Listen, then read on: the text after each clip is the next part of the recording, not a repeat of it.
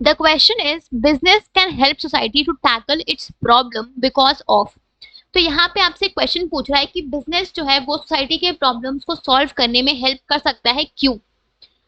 तो कोई भी बिजनेस एंटरप्राइज जो है वो आपकी सोसाइटी के प्रॉब्लम्स को सॉल्व करने में हेल्प कर सकता है, क्योंकि बिजनेस के पास रिसोर्सेज अवेलेबल होती है, राइट? किसी भी बिजनेस एंटरप्राइज के पास आपकी वो फाइनेंशियल एंड ह्यूमन रिसोर्स होता है जिसको वो इफेक्टिवली यूज कर सकते हैं सोसाइटी के प्रॉब्लम्स को, सोशल प्रॉब्लम्स को सॉल्व करने के लिए, right? Let's say manager talent है होती है, पावर होती है, फिजिकल रिसोर्सेज होते हैं, ह्यूमन रिसोर्स होते हैं, राइट? वो एक्सपर्टीज होती है जिसको वो यूज कर सकते हैं आपके सोसाइटी के प्रॉब्लम्स को सॉल्व करने के लिए।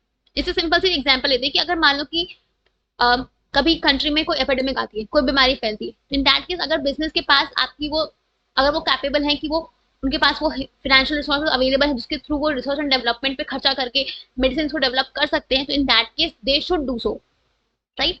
तो यहाँ पे बिजनेस जो है वो सोसाइटी के प्रॉब्लम्स को टैकल कर सकते हैं, सॉल्व कर सकते हैं, बिकॉज उनके पास रिसोर्सेज अवेलेबल होती है, राइट? वो इजिली, उनके पास वो financial resources, human resources, manager talent, expertise available हैं जिसको वो यूज करके सोसाइटी के प्रॉब्लम्स को एड्रेस कर सकते हैं, तो they should do so, right? तो यहाँ पे because of the availability of resources with the business, ये आपका राइट ऑप्शन होगा, ठीक है? So option number 3 will be your correct answer.